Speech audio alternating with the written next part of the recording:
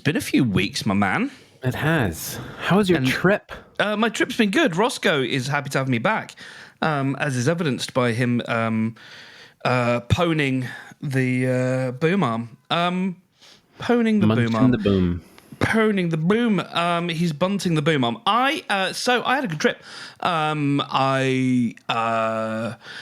Okay. So quick observation. Lay it on me. As I think is relevant to our kinds of discussion. Well, I've got a lot actually that's relevant, but one of them just occurred to me today. Context-sensitive appetite. Okay. Yes. Mm-hmm. So I was on. I don't know if you use the same terminology, if you have these kinds of things, but I was on what we would call an all-inclusive holiday. And what that means is you go to a resort and you have free reign of the hotel's food and drink. So I've not ever had that experience. So. Yeah, it's in my 42 years, I've done it twice, and both within the last 2 years. Okay. So up until then, it was complete, not anathema, but it was, complete unknown to me. Yeah. And likely I won't do it again for a very long time, if ever again, because it's quite a thing. And so when it comes to booze, it's as long as it's basically not a brand. If you want your whiskey, various, whiskey, vodka, beers, all sorts of different things, but no recognizable brands, fine. Sure. And then the food is, mass catering, but lots of it, and all sorts of different varieties, genres. And there's different eatery places and different stuff you can get in these places. So there's like the big mess hall, mass dining catering thing, but then there's like a snack bar and a sandwich bar and there's a patisserie and, and it's all, you have a wristband, which I just cut off my wrist this morning, which is, what they're looking for. And you just go hog wild. And I ate so much. Yeah. And like, fine. I have no guilt about that whatsoever. But what I noticed when I came back today has been my first day back. I mean, we got back in the early hours of this morning. So I haven't had tons of sleep. But I got up and I had a bacon sandwich. And I've sort of potted around, as we say, and had like a few little, I cooked a whole chicken today, so I just kind of tore off a few like random little bits of chicken, and that's all I've eaten. And I'm not, hungry yet. Yeah. I would wake up hungry when you were on vacation. Yeah. And, it would get to a certain part of the day and I'm like, I've eaten loads, but now my tummy, And so I think context-aware, like appetite or, the cues that we get, I think very much dictate consumption, maybe. For sure. Yeah, man. So that was one observation. I couldn't agree more. Yeah, I feel the urge to stuff myself when I'm at a buffet. Yeah. Like, I was like, it's just, might as well keep going. Never going to get this opportunity again. There will never be food. There will never be food again. Yeah. And then that's the wonderful lesson of intuitive eating is that there will always be food. You're not going to starve. You can always have this again too. There's no scarcity. I love that. Yeah. Yeah. But yeah, the context of being having it thrown at you, it's like, well, jaw open. Yeah, and it's like the body sort of it's like you need this, but not only is our food gaslighting us, but our bodies are as well, and our society and our vacation packages. I don't need this. Yeah, but yeah, and like how much is a vacation package like that? I wouldn't know. This one I was privileged enough that it was sort of endowed to me. I can't remember what the last one... I don't understand endowed in the context of that sentence. It was an endowment. It was bequeathed. No, it wasn't. It was a gift. Okay. Okay. Yeah. So endowed, I get it's a gift now. Okay. Yeah. I typically think of it in a different do you know what context I'm I usually think of endowed in? I can guess. Okay, yeah, okay. Yeah. That's the only context I've really heard of it. Which brings us on to point number 2. Point number 2. I had a roller coaster ride? full... Pardon? Oh, no, go ahead. No, I want to know what you said. Oh, I said roller coaster ride? Roller coaster. No. God, I was going to say I got damn close. That's not true. But I did strip fully naked and get most of my body touched by a nice husky woman from the Czech Republic. Amazing. So is that part of the package as well? No.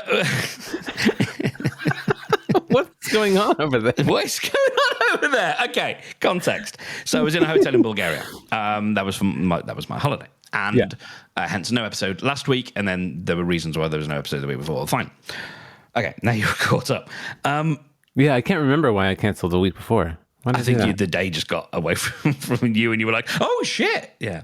Oh my god, yeah. Margaret was home. Margaret had the week off. Mm-hmm. And I was thinking, oh yeah, I'm just going to spend all of my time with Margaret I can while she's off. And then it was like Tuesday morning at 9:30, and I was like, oh fuck, I have a normal appointment right now. Sorry, back to your massage. No, absolutely. So the hotel has a spa. And I think there's a little bit of a gym and stuff in there. And I think if I were a man of a few years ago, or if I was in the right headspace, I probably would have used the gym. Yeah, I saw they had an elliptical, as you would call it, and whatnot there. So it looks good. Cross trainer, is that what you call it? Yes. I'm learning. Yeah. You're slowly being assimilated. One monoculture. Actually, that relates to my topic later, but yeah. Excellent. I know nothing. So they have a spa, and we'd seen that they offer massages, and I haven't had a massage in very, very, very long time. Mm-hmm. And I thought that would probably be right up my street. Yeah. And we ended up having a day, Sunday, I want to say, where the kids were away. They got sent off to a water park with the grandparents. Nice. And it was just me and my brother and his wife, and we just had a really chilled one. It was very enjoyable. And there wasn't a lot going on, possibly being a Sunday, like a lot of stuff was shut down. And so I'd already done a little bit of work in the morning, as in a bit of coding, because it was helping my brain not itch. And it was very enjoyable. And then I got to a point where I was like, yeah, I think it's, I want to enjoy myself, go for a little dip and whatnot. So I went back up to my room, changed into my swimming trunks, which are like big long boxer shorts with string ties, Oh yeah, like and the netting and all that. So it's literally just there's nothing underneath. Boxer shorts, yeah, done. A t-shirt. And as I'm heading back down to the pool, I get accosted by a woman, and she says, "Do you want a massage?" I know the context is like, you can go over to a special place and book a massage. I'm here, touting for business on behalf of the spa. So if you would like a massage, you can go over to the spa and you can speak to the nice lady, and they will give you a massage. Yeah. And I thought, well, I've been meaning to do it. I've been given the offer. Let's accept the call to adventure. Yes, exactly. Yeah. So took myself over there and got the upsell of you can have this Turkish thing, and it's all the bath salts and whatever stuff, and I'm like, no, just hurt me. And so I ended up with a 50-minute what they call, I think they called it a medical massage. Okay. And so I walked in. So many things that I got out from this. It's just wonderful. So a rich experience, as they say. So I walked in and we're having a nice chat. And she said, any areas you want me to focus on or ignore or avoid, whatever. And then it's like, I'm going to leave the room, give you a couple of minutes. You can disrobe. And she said, if you want to be naked, be naked. And I was like, well, I sort of don't have an option because these things are massive. These trunks I'm wearing are massive. So it's either that or, I mean, hey. Yep. And so I went, hey. So stripped down to everything. The only thing I was wearing was the wristband. Of course. You gotta get your news later. Yeah. Yeah. Not gonna take that off. To cut it off with scissors. Yeah. So I lay down, try and awkwardly put a towel over my bum, so that she doesn't have to, and then she comes in and it's all like really good. Lights down, lights candles, puts on the Bublé. There was Michael Bublé actually at one point. Of course. There was some Bublé. She goes to town on me, and it's like big old elbows digging into various bits. And, she does all my left side and then my right side, and even sort of gently takes my hand and massages the hand and just the fingers, and like every bit gets something. And then she says, okay. And it's like at this point, I think it's been 40 minutes, and it kind of flew by, to be honest. Oh, yeah. And it got painful, and to like I almost had that experience, and I'm sure you can dig this as well. Almost that experience of the brain being as active as it was when we were up the mountain. Of like, it's sort of processing lots of stuff and knowing that the body, the body keeps the score and all that kind of stuff. And so quite a sort of active noise, but nothing, nothing troubling. And then she says turn over, and she lifts up the towel and to preserve my modesty, and I turn over, and it's really, this is the interesting bit for me, is like it taught me a lot about it made me think a lot about boundaries. Okay. And so two things. Let's go with the second thing first. I told some people about this later or the next day, and they were almost scandalized at the fact that I was completely starkers, as we would say. Really? Yeah. Like almost like, I don't think you should have done that. Like, made me feel kind of like, yeah. In a way that only some people around us can. And I ended up, I'm not too proud to admit this to you, Brendan, I did end up putting some things into ChatGPT, and it told me you did absolutely nothing wrong, and I nearly burst into tears. Nothing wrong, dude. Oh my God. Yeah. As you're describing it, I'm like, yeah, taking off being naked, that's table stakes. Like, nothing wrong with that. That's expected. Yeah, exactly. Have you ever seen an image of somebody getting a massage ever? Like, not even in porn. It's just like on the street signs. Yeah. I don't know. Where we live on 82nd Avenue of Portland, it's like there's a lot of different massage parlors, and you can get probably a variety of services there, I'm guessing. And they just have like, a woman laying there that's naked, and then there's like a towel over the top of them, so you can see like their whole side bodies. So there's nothing explicit, but you see that they're completely naked. And like, I just assume always that a massage, typically a massage would be for somebody who is not clothed. Mm-hmm. Yeah. I think it surprises me that. So what's up with that? What's up with their reaction? No, exactly. What is up with that? What is up with that? I mean, I don't care about that person's own viewpoint and where they're coming from. I care about the shame that they made me feel. Of course. Shame is not the right word, but like, well, yeah. I know. Like, I'm not dodging it, but I get you. Like, as well. Given my particular personal history, I'm now starting to understand where my particular fucking personal history comes from. Anyway, it's sad to have to resort to a piece of AI technology to tell you that you did the normal human thing. You did the normal human thing correctly, dude. So yeah, that was an interesting bookend, and like it taught me a couple of things there straight away of like, shit, like I there are people in my life who really can push my buttons and make me feel like a big bag of dicks. Oh yeah. And they don't mean to. Like they super don't mean to. But Nope. wow. Nope. Yeah. Wow, doesn't it? Fucking anyway. Oh yeah. It's when this is all related, but it might seem tangential.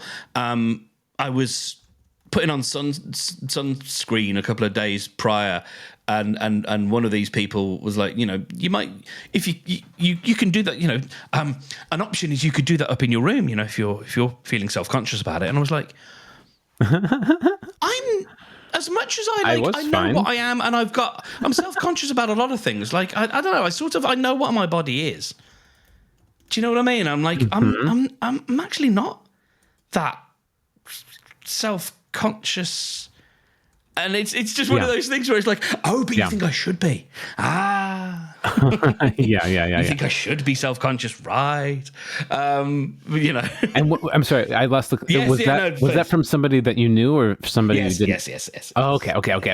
Yes, because I'd be very surprised if that was somebody you didn't know.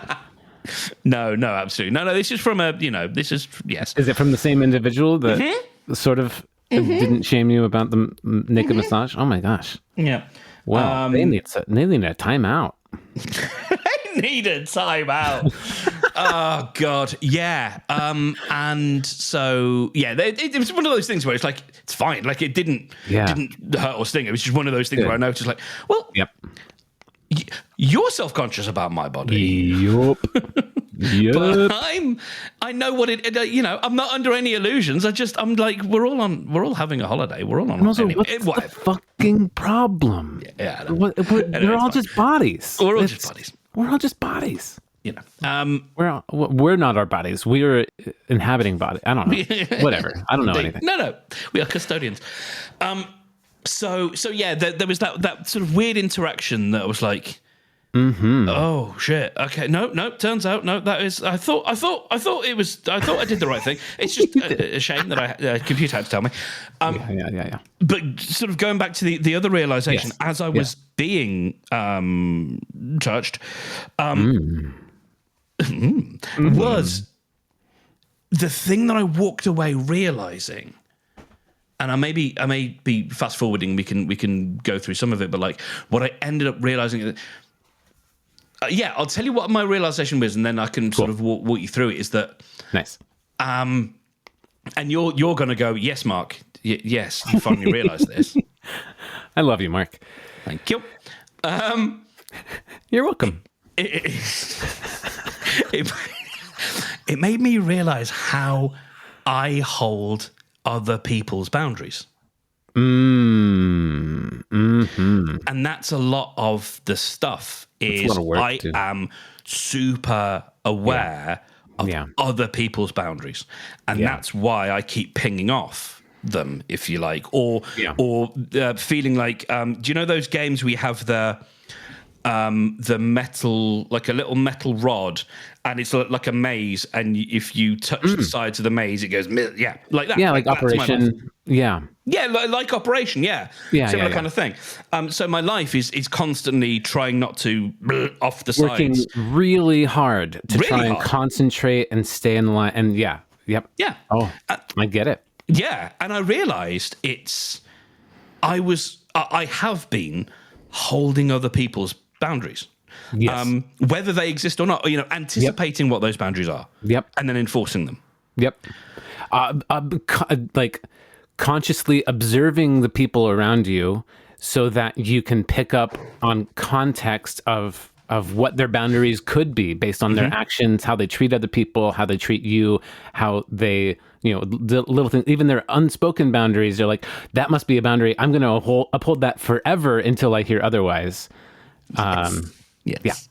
Yeah. And it was so laying there on the table with naught but half a towel over half my leg as she's massaging the inside of my leg.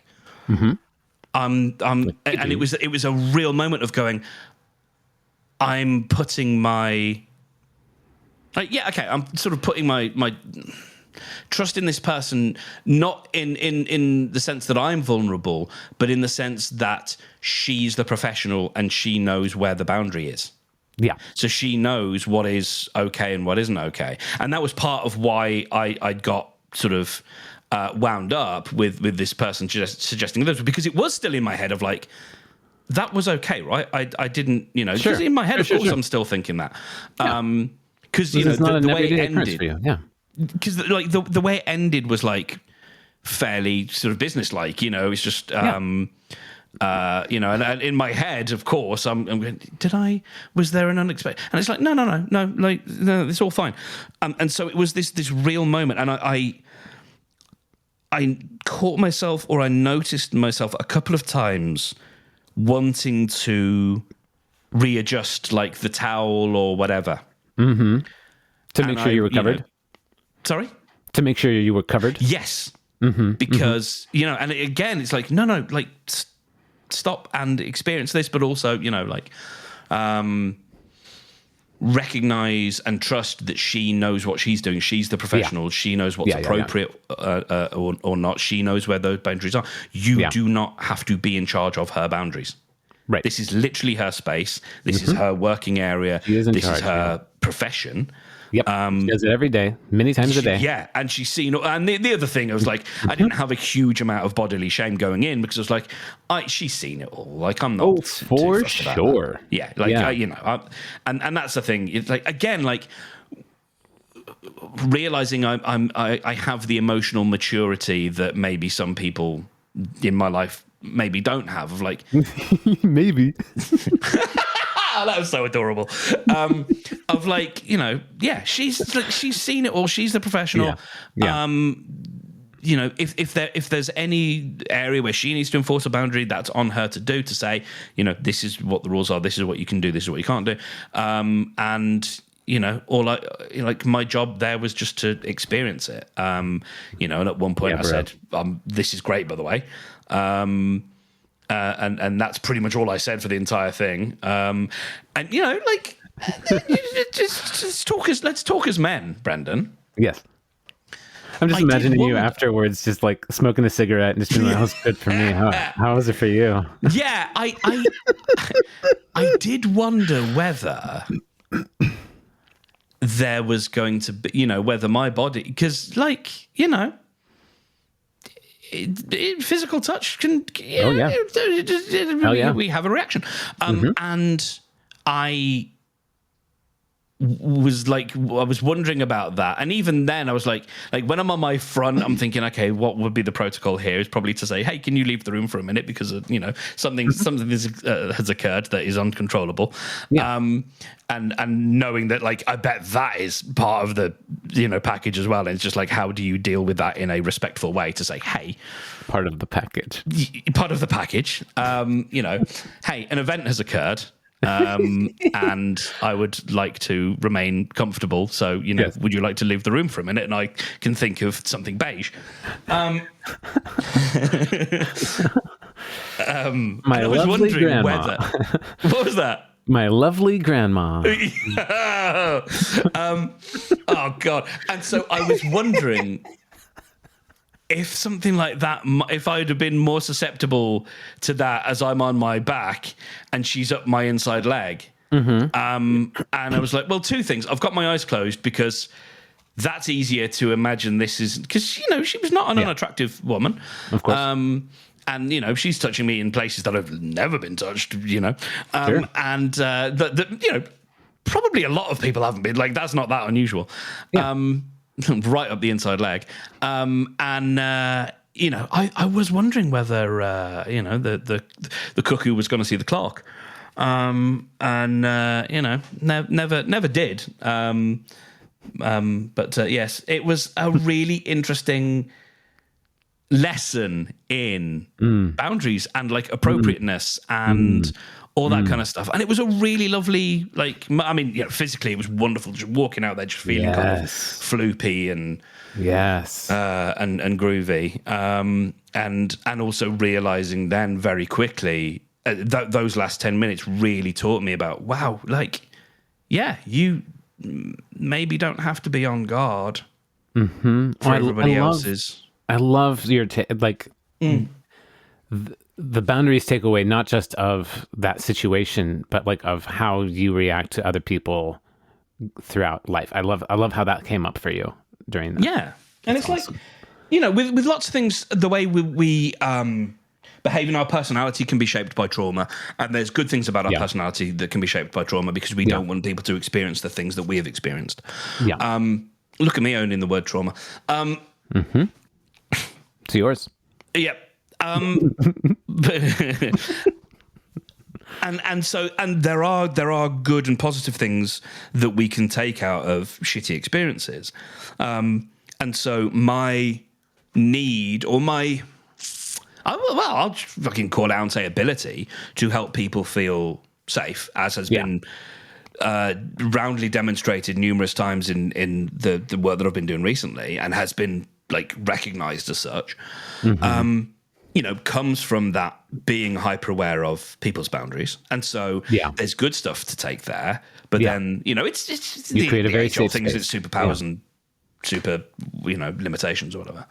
Yep. So, Margaret and I have both been, have had your blog post about the, I can't remember your words for it now, but how your different abilities you've just been living on hard mode, and it's not necessarily that you're disabled, but you're,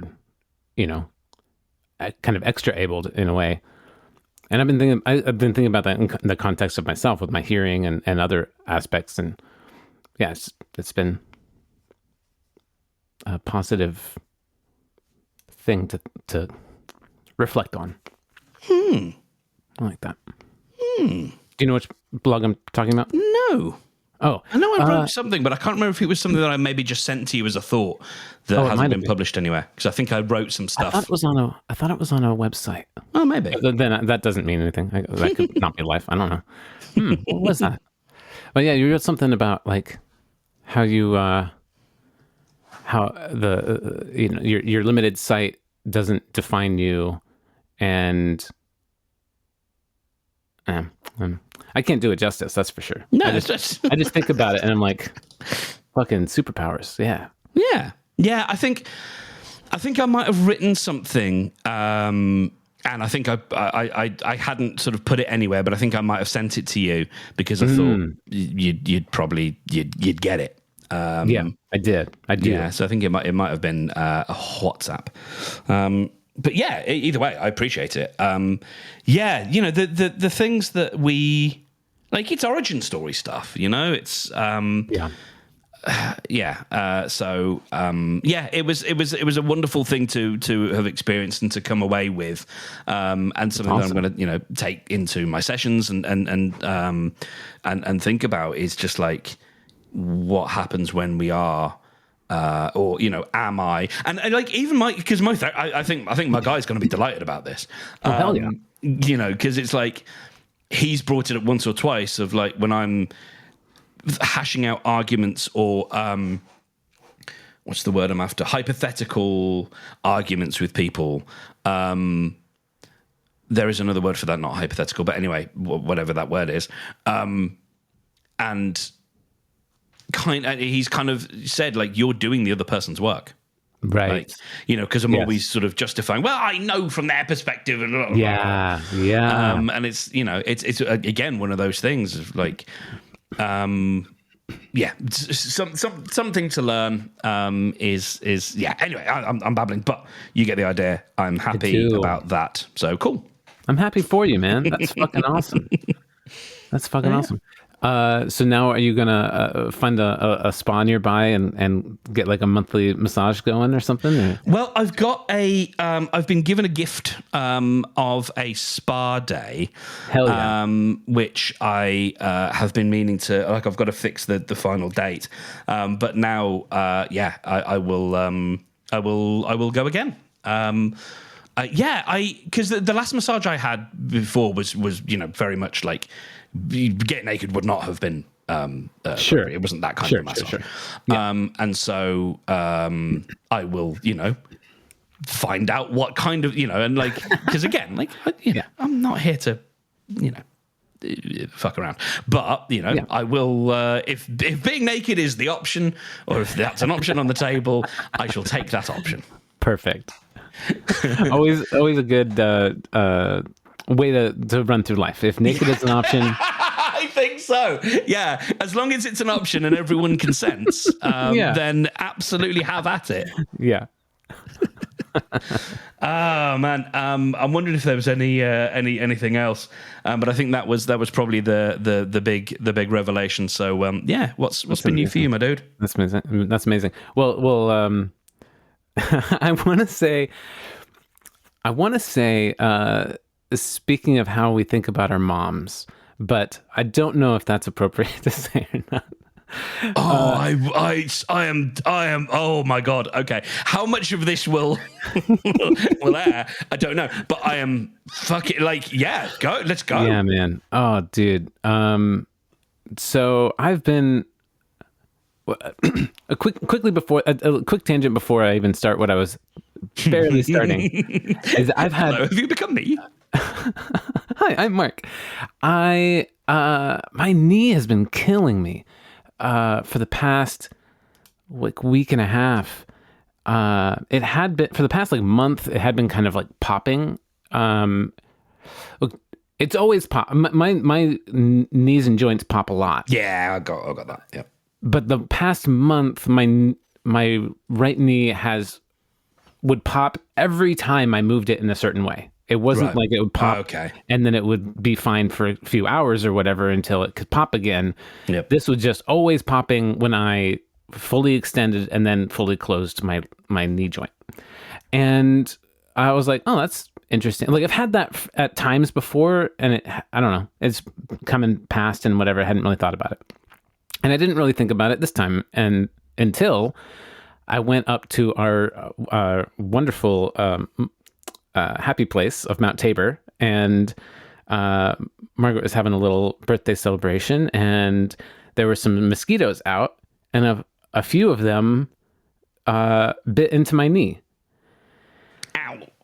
And then, that was just, kind of a nuisance or whatever. But the next day, my knee got really swollen. It got hot. It got, itchy, of course. And then it just started really hurting. Not on the outside, not on the skin, but deep in. And I was like, this is fuck. And I didn't make the connection with the mosquito bites until a few days later. And I looked it up and I was like, can mosquitoes cause this and that kind of pain? And it was like, yep, it could be an infection. And then I talked with Margaret's family and they're like, it could be a staph infection. You could die. You got to get it checked out. I'm like, holy shit. Anyways, it's feeling better now, but it's still irritating me. And it's just been a pain, literally. I would maybe get it looked at because I'm thinking about that. Yeah, I had that on my ankle and it itched like crazy. And then I took a few days after, I took a look at it and it was like, I don't like the look of this. And I went to emergency and to local GP surgery that has emergency hours or whatever. Yeah, walk-ins. Yeah, a clinic thing, and the guy took a look at it, and I think he went, Jesus. Great bedside manner. Yeah. And he was great. He was a dude. He was a proper dude. But yeah, Jesus. In solidarity, I think. Got me straight onto a course of antibiotics. That's the thing. Yeah, I know you don't love all that stuff, but you also don't want a big old infection in your body. I don't want that either. So, you might have to take the lesser of two evils on that one. Yeah, I might. Anyway, that's been going. So that's been going on, and more recently, but a bit longer term. I'm trying actually. The thesis statement is I've had a lot of stresses lately, and it's made my hair thin.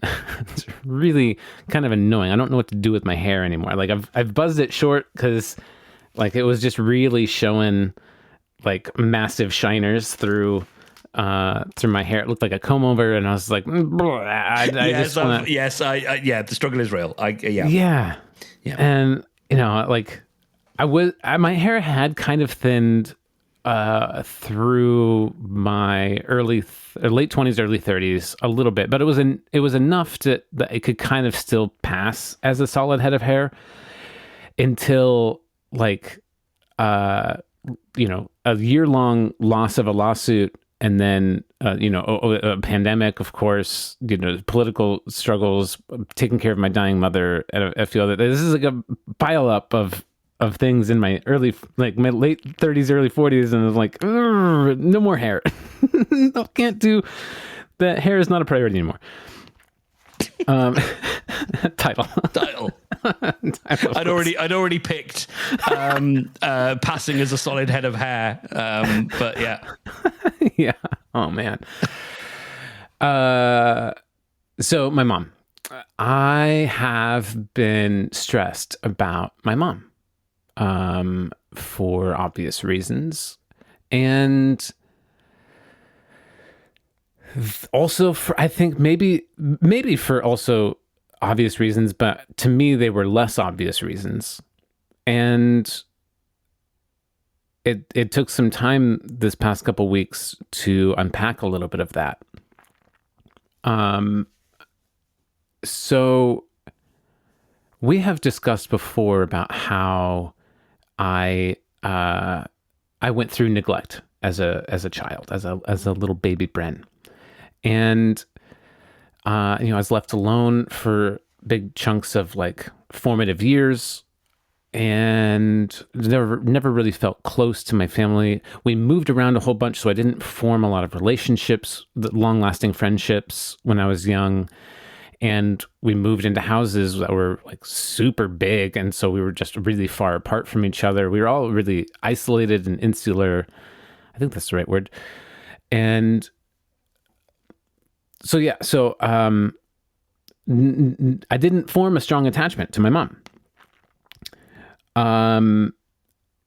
And so fast forward to now, where she needs help. Like, she moved close to me because she's close to dying and or very sick, and needs help, needs somebody to be taking care of her.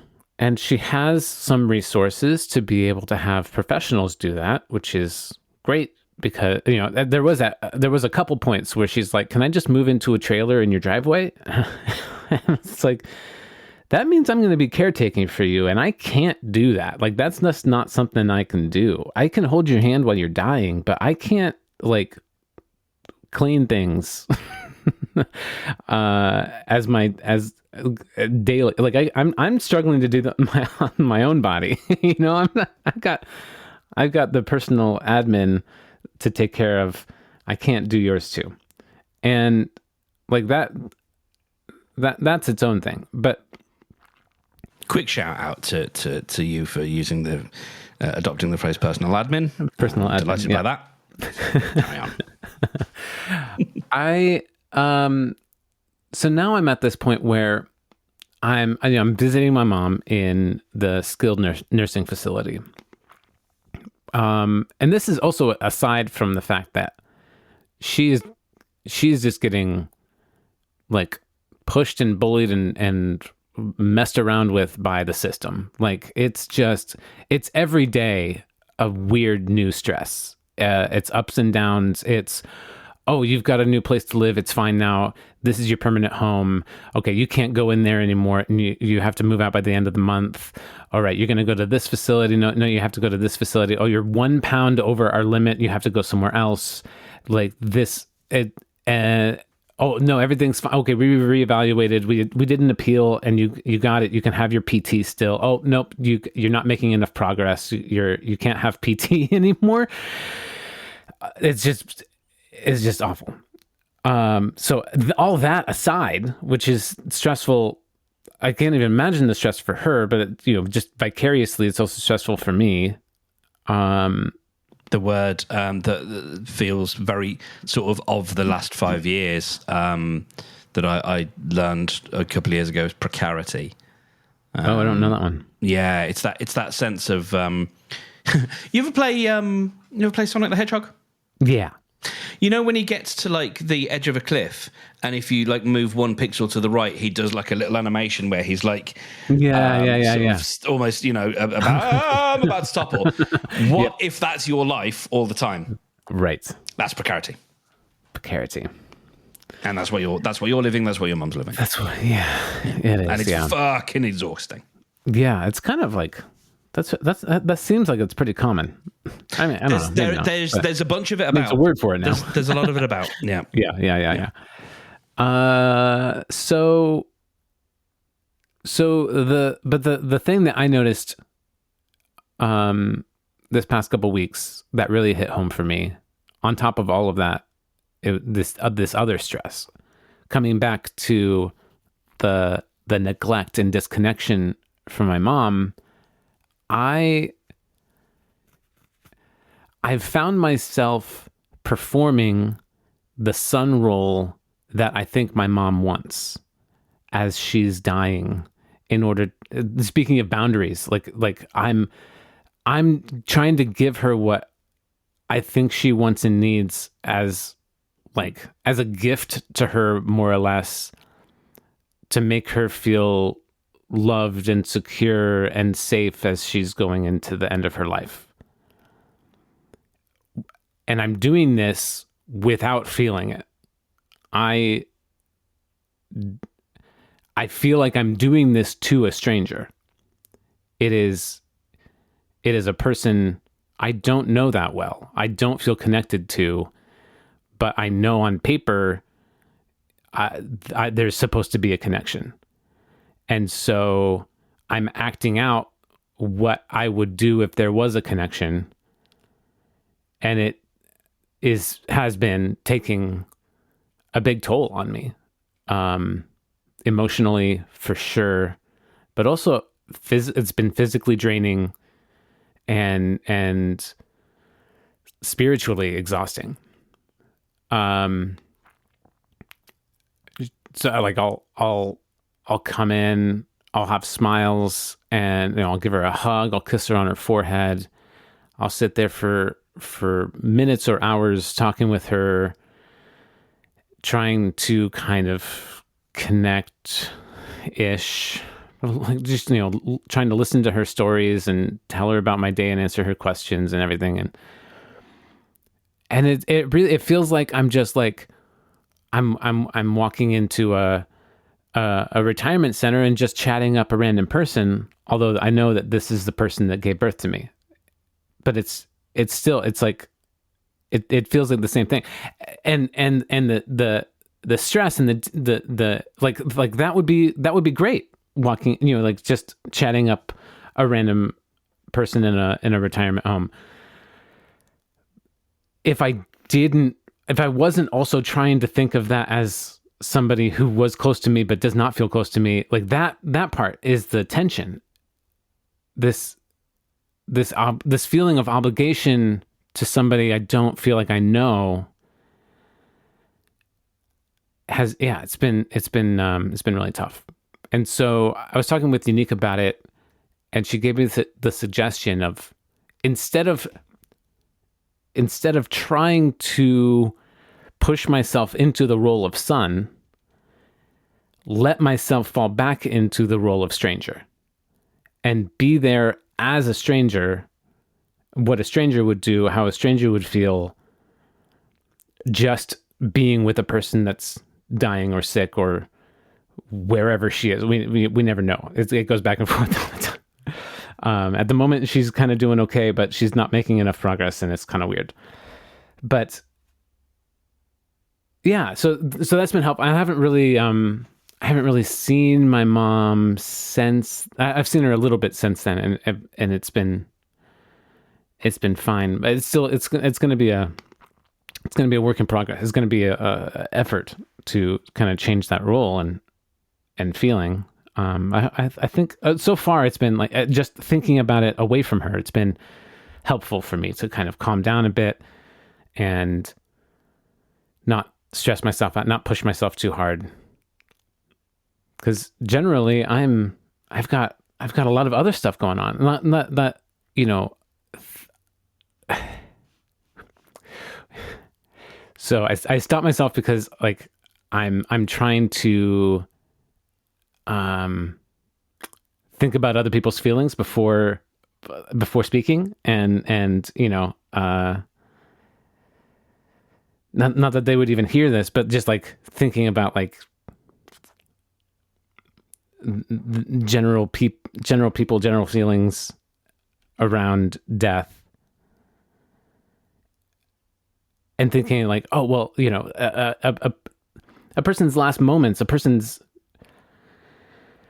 staying in the hospital until they pass away, like that's so isolated. That's the biggest thing in their life. Like I don't know, that seems so big and important, and feeling like me complaining about how much work I have to do seems so frivolous or short-sighted or whatever in the long scheme of things when somebody's life is at stake. Yeah, the horrible thing though is that life doesn't put itself on pause No, when someone's dying. sure doesn't. Fuck. Your body still needs to be fueled and have water. Okay, it doesn't need food, but your body needs water, and it needs other things, and you have to do things in order for those things to happen, and we are, most of us, not in a position where we can put that stuff on hold to say, well, I've got to dedicate my time to this person because and it sucks, and it is the situation we are in. Life goes on even as death is occurring, and that is part of the difficult stuff that we hold in our heads of how we square that. One of the things that I was thinking about as you were talking this through is I was thinking about people with dementia and how we care for people when they are at that stage of essentially they are just a body with a brain that doesn't remember or doesn't know where it is or whatever. And you're not... It's different because those people in that situation are caring for the memory of the person that is now no longer there. They're tending to the body, even though the person they loved is no longer there. But there's some... I'm drawing some kind of parallel there because there is this difficult role of, yes, this is someone who gave birth to you, but you don't have the same relationship. But then she has a relationship to you, which may be asymmetrical. It absolutely is. Yeah. And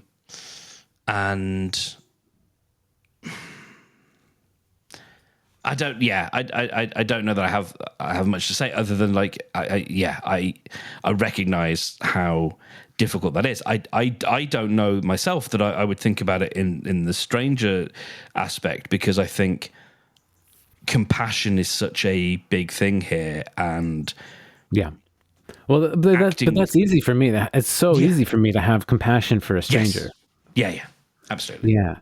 That doesn't surprise me. And that's the thing to lead with, I think, is this is a person going through their last major life moment, and needs comfort, and you are the person, who can deliver that. And my thinking, and like, not that you were seeking advice and not that I'm giving advice, but my thinking with that is, with a support system around you, hopefully that burden can be eased a little bit, because there is a degree that which you're putting on a mask, and you go in and you put on the mask of son who is celebrating the life of this woman who gave him so much, even though that's not that's why it's a mask. And when that mask falls off, or the energy that it takes for you to wear that mask, as long as there are people around you who can support that energy depletion, then hopefully that becomes easier, and this too shall pass, Yeah. Yes, sir. It sure will. Oh, man. Yeah. So I don't know anything. This is what I've come to realize. Okay. Recently. Here we go. Philosophy corner. Yeah. Of course I know a thing or two, but Sure. in the scheme of things like the entire universe, or In the percentage of what is knowable.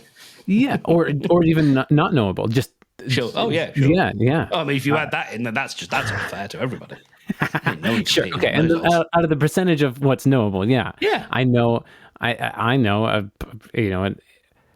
There's too many zeros behind the period to even calculate the doesn't percentage. register as a number. Yeah. It doesn't. Yeah. And that's so you run down to nothing. Picking on you. Yeah. And of course, like it's a bit unfair to judge oneself upon, but what I've encountered is just like, I don't think I care enough to learn what I need to know to do certain things. Oh, okay. So straight away, I want to know, what do you not want to know? Like what? Yeah. What are you not interested in learning that you feel like you should learn? Okay. It's not. Yeah, that's a great question. But not exactly what I mean. Okay. I'm very interested in learning it. Yeah. I am, and this is partially because of my mom dying. It's partially because of my own health. And it's partially because of how much I'm sleeping, how little of daytime I get, how fast the days and weeks and months go. Everything seems to be on fast fucking forward. And I am hyper aware of how little time I have left. Okay. And so it's more about, I don't have time to shift to learn that change to, I feel like I don't have time to learn. What is that? What are we pointing at? Right now it's a bit of like the extra bits around God mode that would require, that I would require of myself to make that into anything professional. But also, like, it just kind of happens around a lot of things. It's like, oh, that thing is really interesting to me. Oh, I would love to like dive deep into that, and whatever it is, it doesn't really matter. But then I'm just like, nope. I got a super long list of things that I really want to do, and that is not making the cut. It actually, when the thought occurred to me that I don't actually know anything, it was actually a bit relieving. It wasn't like, it wasn't a panic or a self, putting myself down. It was just like kind of a relief, kind of just like, I don't know anything. It doesn't even matter. It doesn't matter that I don't know anything. I'm pretty insignificant. I'm significant to the people around me, the people I know, but I don't know. I had a bigger point that I wanted to get to, and it's eluding me. There's a little like relax, nobody cares. And it is that, I'm also thinking of the Universe song from the end of Monty Python's Meaning of Life or whatever it was called. The lesser of the films. But there's a joy in the insignificance, and a joy in the universal ignorance, because we are all universally ignorant. But curious, like you are someone who is curious. And for me, as I get older, there's almost nothing worse than people who are incurious. And to me, the word stupid is something that I've thought of a lot in recent times. Of like, there are people who I love in my life, but I think they are stupid. And the word that the meaning that I have for that is not that they don't know things, but it's that they don't engage the brain at all. They don't take it for a walk at any point. They want the ideas spoon-fed to them, and it's like. Yeah. I'll say a thing and they'll go, what's it? You know what I mean? Like, think, just for a second, just take your brain out of the chair for a moment and take one step and you've got it. Like, it's there. Yeah. And that to me, sitting in a stupor, like that is someone who is stupid. And for sure. That's very different from someone who has, low intelligence or doesn't know things. Like, being stupid for me is just like it kind of is one of the worst crimes, because it's just like there's so much world and we can't I can't understand it for you. And what's the point? I mean, this is the age-old question. What's the point of life? But like, what's the point if not to learn? Or like, is the point like we're supposed to get to a certain level and then stay at that level until we die? Like, that seems dumb. That seems there are people stupid. I think there are people who are like that, who are just like, I don't want to learn anything new. I've learned it all. I another little concept that's popped in my brain this past week is that of evolution. It was just funny that I've been thinking so much about God and Christianity, of course, over the past 6 months, 8 months, year, however long it's been. Time is a flat circle. But I was thinking about evolution, and I guess it's a little bit more of adaptation, but they're kind of the same thing a little bit. One's more generational and one's more within a lifetime. But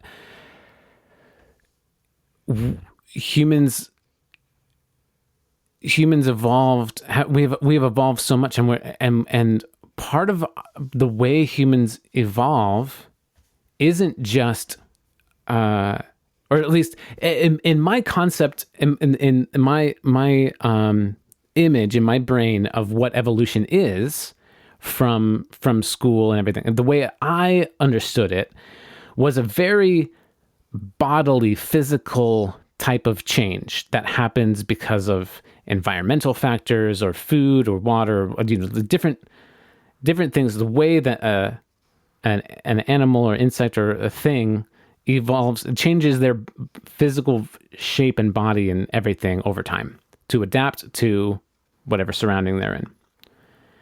But what I've kind of in my mind expanded evolution to mean, just expanded it past the actual physical body of things, and seeing how humans we have taken evolution outside of our bodies. It feels, and maybe other animals do this too, but my example right now, the thing I'm thinking about is humans, and we have taken, technology, not just electronics, but all uses of technology. That is evolution that is outside of our bodies. That is, it has gone through its own evolution, but it didn't do it on its own. We did it. And it has, each incremental evolution of technology that we have made has changed society, how we can live together, how, cities form, and all these things. And I used to kind of gristle at the downsides of society, the people that get left behind, all the bad things that happen, all the bad things that humans do. And then I was like, well, that is the human. If we think of all of humanity as like one entity, or different parts of one entity, it's the trial and error of like, okay, what if we make a really terrible human? What happens then? Let's try that out. And what happens if we make a mediocre human? And let's try that out and see how far that goes. Maybe they'll procreate, maybe they won't.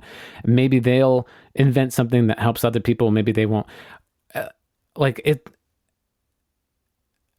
Do you get where I'm going with that, or is that a little bit too? Yeah, you might have left me on a shore at some point. So I might have to ask you to row back a little bit. It's kind of like an extra compassion for the for people who aren't doing well or are actually doing bad. Mm-hmm. Like it, like that's part of in the grand scheme of things. If we're thinking about a creator, or like if we think about like the world, humanity, the universe as a creation, as a game, as something that is looked at externally as a factor of like a progression, like where it goes, then which is how I view like Darwinism and that style of evolution. It's like, all right, we're going to create this animal and we'll see how it it's like there's computer games about this too. It's just like you start with a little pip, and that pip splits, and then it splits again, and it changes, and then it evolves, and then whatever. We get excited about how our Pokemon evolves and whatever. And so stepping that back out and looking at humanity that way, like how we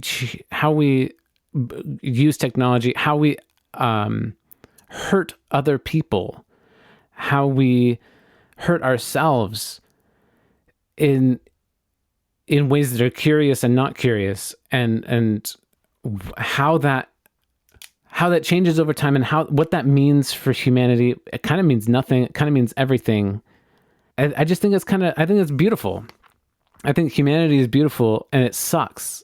It was just another tool for compassion. It's like, yeah, you're supposed to be here because you're supposed to try out that way of thinking and see if that's good for humanity in the long term. And if it isn't, you'll die off. And if it is, maybe that will keep going, and it'll duplicate, and we'll get better. That's all. So for me, I'm thinking about mutation versus evolution. So I think what we call, like, I mean, I've never played Pokemon, but like what we call evolution in the Pokemon space is really mutation, because evolution is basically what mutations succeeded, what mutations worked that allowed us to procreate or allowed us to survive more. Yeah. And it's we mutated our tails away, but we still have a little vestigial little thing. And society is going through and has gone through a number of mutations. But like you said, they are in the last 100 years, and really, if we're going to be honest, probably the last 30, 40. I would say the advent of radio, then the advent of television, and then the internet. And each one of those, I think, has probably been a ratcheting up of the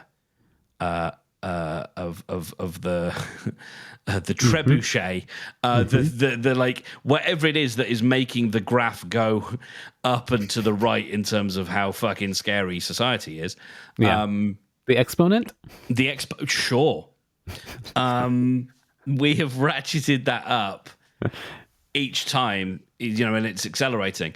And AI is potentially the next one, but like, I don't know, man. I'm not loving where we are at the moment, Yeah. societally, Yeah.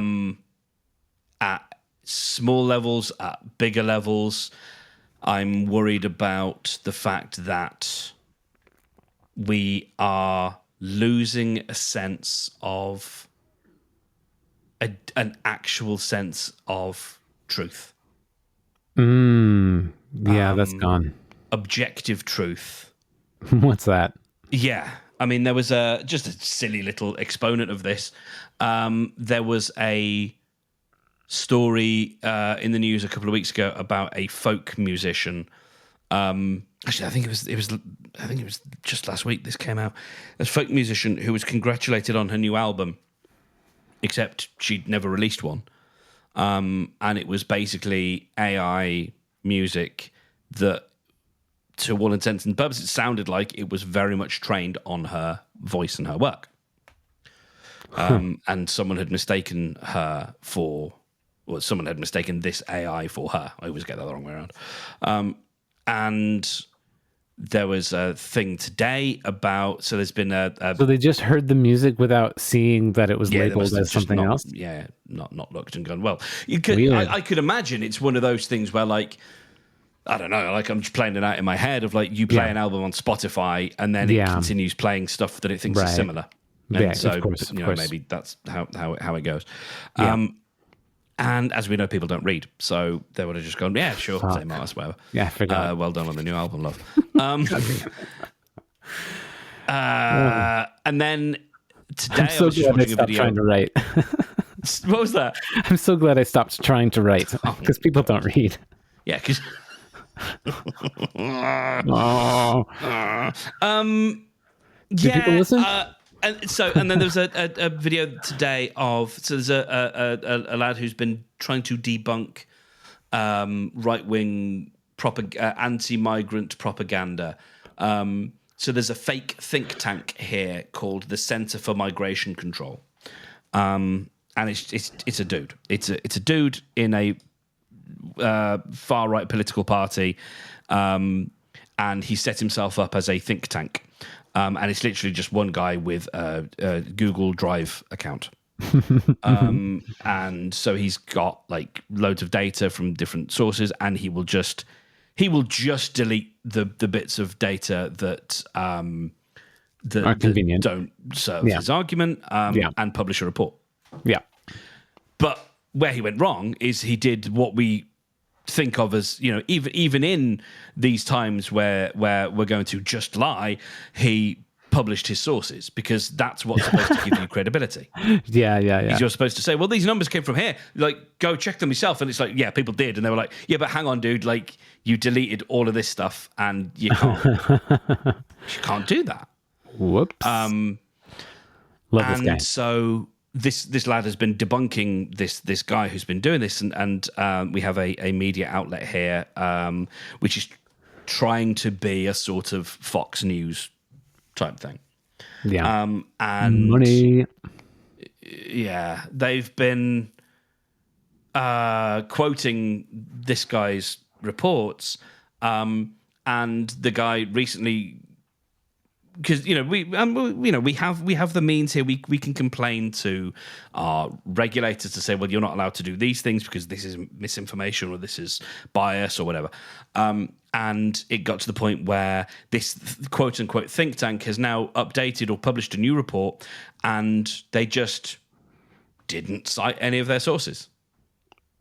So they've just, for all intents and purposes, made up numbers. Yeah. Because there's no way to, and we are increasingly, and I noticed this and it's a very silly example, and it may not connect, but it's something that I noticed a few years ago when I first started jumping on the short form video bandwagon. Like, I think before I was on TikTok, I think I spent a bit of time on, it's back when I was still using Facebook in like 2020. Occasionally I'd just be on there while having a pandemic. And I'd see some of these reels or whatever they called them. Yeah. And like, I was starting to notice, and you see it more and more on TikTok and the like, of the idea of provenance has died. The idea that, and Brian Brushwood, someone we both know of, came up with a term for this. It's like freebooting, you might have called it. That sounds right. And that was his term for essentially bootlegging content. And just throwing it up on your own channel. And some people justify it and say, this is a fan account or this is a compilation account, but it's all basically just screenshotting or video recording another video, literally just, going into the iOS thing, pulling it down and hit screen record and doing that, and then passing that off as your own video. Or not even trying to pass it off. It's just like, you're not even saying it's yours. You're just putting it out. Yeah, and not saying where it came from. Yeah. And so the idea that, and okay, it starts off being about silly memes or whatever, and it's I made memes, and it's nice that we can trace back a meme and go, well, that came from this, and it was a mutation of this idea, and and there's something really cool about that, and maybe the blockchain can solve that problem. No, it can't. But that idea of AI will solve it. which is what the web was built on. The web was built on, and blogging was built on. Someone said this thing, I'm citing it here, here's my commentary. And then someone else is like, well, I'm picking up on this commentary from here. And we could follow the chain back. Thread. Yeah. Yeah, follow the thread. And you could also, that allowed you to then... Sorry. What was that? I miss thread. So do I. And it could allow you to... That was just for us, dear listener. It's fine. Thread was a podcast. I've been getting in trouble lately for saying for alluding to things with other people around that only me and maybe one other person knows, like an inside joke. I'm getting in trouble for that lately. Oh no! Don't be in trouble. Because Carl's been around, and I'll say an inside joke between me and Margaret, and she's like, "Well, he doesn't know," and I'm like, "Yeah, he doesn't need to know, or he'll figure it out." Or he'll ask, or whatever. He can. Anyways, I've completely derailed. I'm so sorry. No, quite right. But it starts in little ways where we just chip away at this idea of provenance, of saying this is where we got this information from. Right. And there are efforts to do that. There are efforts to watermark AI content and all that kind of stuff. And I'm less worried about AI. I'm much more worried about a society that just doesn't care, and that's fine. And it's fine that we don't care, because we've all got lives to lead. We've all got shopping to do. We've all got mothers to take care of, or whatever we've all got stuff. We shouldn't have to care about that stuff, but there should be someone caring. Yeah. And there should be someone who feels like they have authority to say, no, you can't do that. And that's the problem with Should there be? Should. I think there should be. Yes. Interesting. I get where you're going, and I'm just wondering, is that an authority, I know you appreciate authority a lot more than I do. I love knowledge. I love the context growth, and I love somebody actually knowing what to do. Yes. That sounds great. Yeah. But then, when I think of the word authority, I think of authoritarianism. Cops. Yeah. And our different countries have different experiences with cops and police and that. For here, the storied history of how bad they are. And authoritarianism, sure, that's another fact. Although I don't think of an authoritarian as somebody who actually had, same with cops, is that people assuming authority and taking authority when they don't deserve it. Perhaps a better word then is legitimacy. I do like that. Yeah. So, because when I say authority, I really, in this context, I really kind of mean legitimacy, tenure, like some sense of. And I don't think it has to be one person. I think it can be a crowd, but it has to come from somewhere, and there has to be a way to be able to say like just no on this one.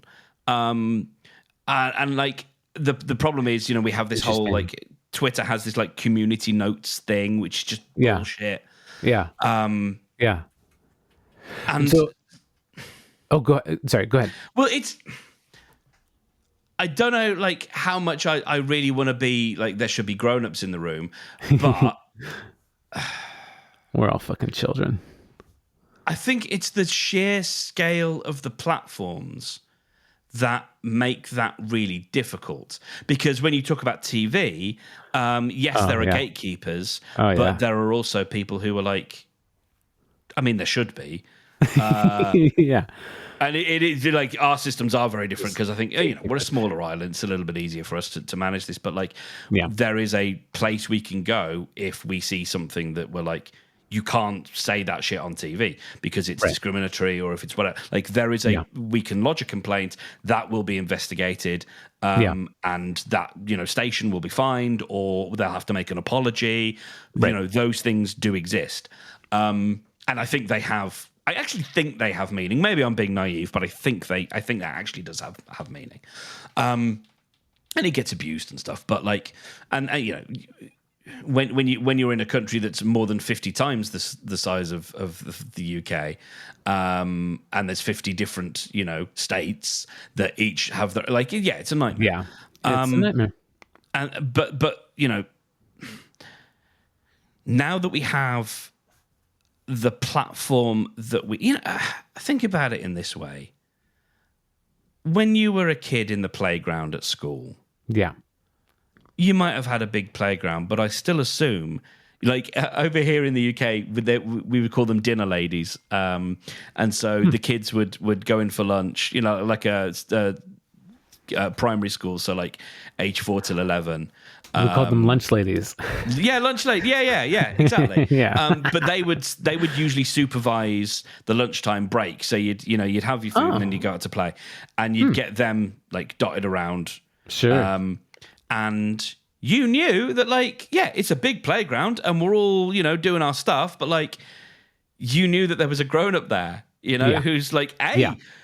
For one thing that we, and it's fine us talking about like, I don't want a finger wagging, but there's also the fact that one of the jobs of a lunch lady in this context is to keep them safe. Right. Is to stop them hurting themselves or other people. It's not just about saying you can't do that or you can't say that. It's not just about restricting liberties.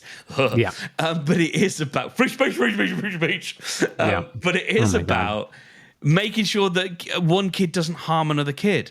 Right. And we don't. So we're in this giant playground with all these amazing tools, and we haven't got any lunch ladies. Yeah. And we do actually need those. And it's not just about saying you can't do that or you can't say that or you're restricting my ability. It's also about saying, hang on a minute, he just pulled that kid's hair. Yeah. That's not acceptable behavior. We need to be able to say that's not acceptable behavior.